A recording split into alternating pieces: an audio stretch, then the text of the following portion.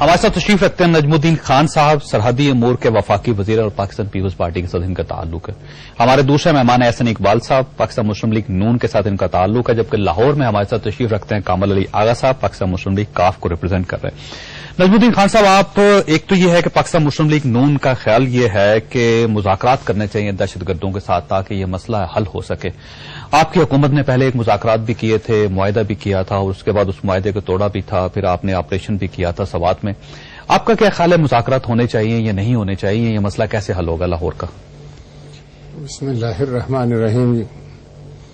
میرے خیال میں جب موجودہ حکومت آیا ہے تو سب سے پہلے تو مسلم لیگ بھی ہمارے بھائی ہے، ہمارے ساتھ انہوں نے جو فیصلے کیے تھے 3D پر، سب سے اس میں 2.5 لاکھ شامل تھا اور اس 2.5 لاکھ کے ذریعے 2 دفعہ اسی حکومت کے وقت میں جو پروونشل گورنمنٹس تھے اور فیڈرل گورنمنٹ، انہوں نے سوات میں 1 دفعہ مولانا صوفی محمد اور فضل اللہ اور ان کے ساتھ باتیں کیے اور ایک ایگریمنٹ پر پہنچ گئے جو نظام عدل کے مطابق تھا. اور جب نظام عدل نافذ ہو گیا تو آپ سب کو پتا ہے اس کے بعد آپریشن ہوا، آپریشن ہونے کے بعد سوات ٹھیک ہو گئی، حالات ٹھیک ہو گئی. اسی طرح وزیرستان میں بھی یہ ایگریمنٹ ہوا تھا، جو ایگریمنٹ ٹوٹا، اس کے بعد آپریشن ہونے کے بعد سیٹل ہوگی صورتحال. اب اگر ایگریمنٹ کرے تو جب ایگریمنٹ ہوتا ہے تو اس کے باوجود وہ اور بھی آرگنائز ہو رہے ہیں، وہ اور بھی حملے کر رہے ہیں، تو میرے خیال میں اس طرح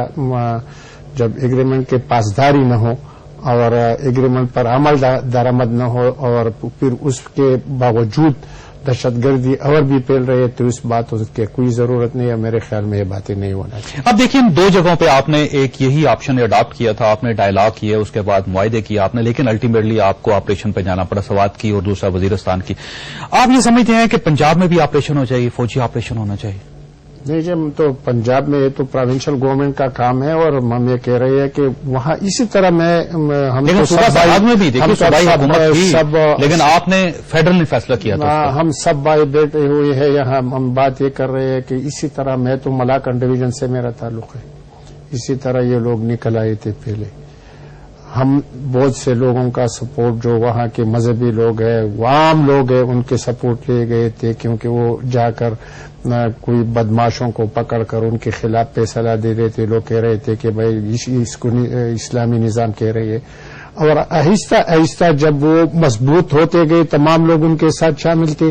جب مضبوط ہوتے گئے تو پھر اس کے اوپر اب دوبارہ اسی طرح حالات پیدا ہو گئے. تو میرے خیال میں یہ میں کہتا ہوں، یہ صاف بات ہے جی، ہمارے علاقے میں جتنے بھی لوگ ہیں، ان کے جتنے بھی وہاں ماسٹر مائنڈ ہے یا ان کے اساتذہ ہے، یہ زیادہ تر پنجاب کے لوگ وہاں پڑے ہوئے ہیں. یعنی پنجاب کے لوگ سوات میں، مالاکنڈ میں اور وزیرستان میں جا کے آپریٹ کرتے ہیں. اب بھی اب اگر دیکھ لیں جنوبی وزیرستان میں تو میرے خیال میں سب سے زیادہ لوگ آپ کو انہی علاقوں کے آپ دکھائی دیں گے. اچھا، وہ لوگ اب واپس پنجاب چلیں گے اور پنجاب جا کے آپریٹ کر رہے ہیں؟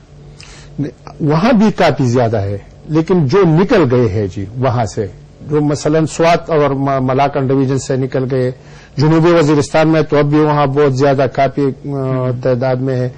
جن علاقوں سے وہ نکل گئے ہیں تو وہ اپنے علاقوں میں چلے گئے ہیں اور وہاں یہ ٹریننگ اور یہ باتیں تو الگ بات ہے. اب اس کا حل کیا ہے؟ حل کیا کرنا کیا چاہیے؟ یہ حل ہے کہ ہم وہاں کس طرح کامیاب ہو گئے. ہمارے علاقے میں جو پارٹ ہے اور اس میں جو کامیابی مل رہی ہے، تمام لوگوں کو، سیاسی جماعتوں کو متحد ہو کر ان کے خلاف ایک ایسا طریقہ ڈھونڈنا ہے. لیکن یہاں پہ آپ نے طریقہ فوجی آپ نے اڈاپٹ کیا تھا، سوات میں، مالاکنڈ میں سب سے زیادہ اور وزیرستان میں سب سے